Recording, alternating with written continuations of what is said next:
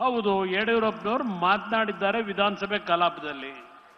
ಅದನ್ನ ನಿನ್ನೆ ಇಲ್ಲಿ ಪ್ರದರ್ಶನ ಮಾಡ್ಕೊಂಡು ನನ್ನನ್ನ ಯಡಿಯೂರಪ್ಪನವರು ನಾಗರಾವು ಅಂತ ಹೇಳಿದ್ದಾರೆ ಅಂತ ನಿನ್ನೆ ಮಾತನಾಡಿದ್ದಾರೆ. ಇಲ್ಲಿ ನಾನು ಶಿವಕುಮಾರ್ನಂತ ಈ ರಾಜ್ಯವನ್ನ ಲೂಟಿ ಮಾಡ್ತಕ್ಕಂಥ ಬಡ ಕುಟುಂಬದ ಹೆಣ್ಣು ಮಕ್ಕಳ ಆಸ್ತಿಗಳನ್ನ ಲಪಟಾಯಿಸಿರ್ತಕ್ಕಂಥ DK ಶಿವಕುಮಾರ್ಗೆ ನಾಗರಾಹವೇ ನಾನು. ಅದು ಯಡಿಯೂರಪ್ಪನವರು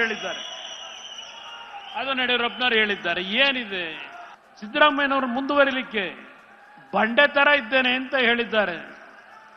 ಬಹುಶಃ 2018-19 ಇದೇ ಬಂಡೆ, ಕನಕಪುರದ ಬಂಡೆ ಕುಮಾರಸ್ವಾಮಿಗೆ ಟ್ರಬಲ್ ಶೂಟರು, ಕುಮಾರಸ್ವಾಮಿ ರಕ್ಷಣೆ ಮಾಡೋನು ಅಂತ ಹೇಳಿ ಮಾಧ್ಯಮದ ಸ್ನೇಹಿತರು ಬಹಳ ಸ್ಟೋರಿ ಮಾಡಿದ್ರಿ.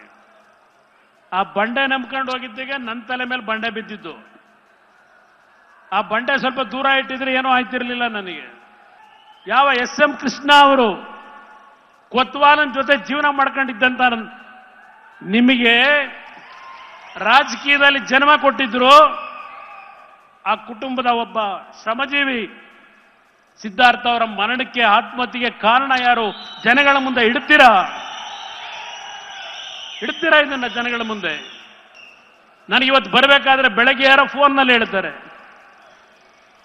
ಯಾರೋ ನಿಮ್ಮ ಸ್ನೇಹಿತರೆ, ಸರ್ ನಿಮಗೊಂದು ವಿಷಯ ಗೊತ್ತಿಲ್ಲ, ಈ ಜೇಡ್ರಳ್ಳಿ ಅಂತ ಹೇಳಿ ಬೆಂಗಳೂರಿನ ಹತ್ರ ಇದೆ, ಜೇಡ್ರಳ್ಳಿ ಅಂತ ಹೇಳಿ, ರಾತ್ರಿ ಇವ್ರ ಸ್ನೇಹಿತರೊಬ್ಬರು ವಾಸು ಅಂತ ಹೇಳಿ ಇಬ್ರು ಸೇರಿ ನೈಟ್ ಹೋಗೋದು ರಸ್ತೆಯಲ್ಲಿ, ಜೇಡ್ರಳ್ಳಿ ಪಕ್ಕದಲ್ಲಿ ರೋಡಲ್ಲಿ.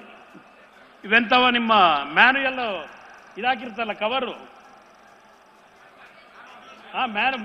ಮ್ಯಾನಲ್ ಚೇಂಬರ್ಗಳು, ಆ ಮ್ಯಾನಲ್ ಚೇಂಬರ್ಗಳನ್ನ ಕದ್ದು ಆ ಗುಜರಿ ಅಂಗಡಿಗೆ ಹಾಕಿ ಹಣ ಸಂಪಾದನೆ ಮಾಡ್ತಾ ಇದ್ದ ಶಿವಕುಮಾರ್,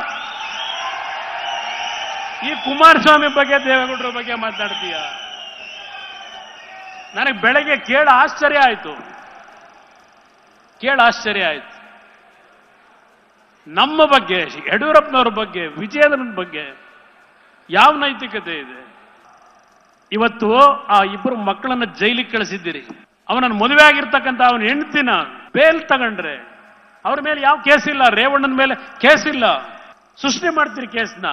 ಆ ಹೆಣ್ಣು ಮಗಳು ಇಲ್ಲಿ ಹೈಕೋರ್ಟ್ ಅಲ್ಲಿ ಜಾಮೀನು ಕೊಟ್ರೆ ಸುಪ್ರೀಂ ಕೋರ್ಟ್ಗೆ ಹೋಗಿ ಕಪಿಲ್ ಸಿಬ್ಬಲ್ ಅಂತ ಲಾಯರ್ನಿಟ್ಟು 25 ಲಕ್ಷ 30 ಲಕ್ಷ ಆ ಲಾಯರ್ಗೆ ಫೀಸ್ ಕೊಟ್ಟು ಆ ಹೆಣ್ಣು ಮಗಳನ್ನ ಜೈಲಿಗೆ ಕಳಿಸಬೇಕು ಅಂತ ಹೇಳಿ ಹೊರಟಂತ ಶಿವಕುಮಾರ್ ನನ್ನನ್ನ ಪ್ರಶ್ನೆ ಮಾಡ್ತೀರಾ? ನಾನು ಮಾಡಿದ್ದೇವೆ ಅಂತ ಹೇಳಿ ರೇವಣ್ಣನ ಮಕ್ಕಳನ್ನ ನನ್ನ ಮೇಲೆ ಇಲ್ಲಿ ಕೂತ್ಕೊಂಡು ಹೇಳ್ತೀರಾ? ನನ್ನ ಮಗನ ಬೆಳೆಸಲಿಕ್ಕೆ ಅವ್ರನ್ನ ಜೈಲಿಗೆ ಕಳಿಸಿದ್ದೀನಿ ಅಂತ ಹೇಳಿ.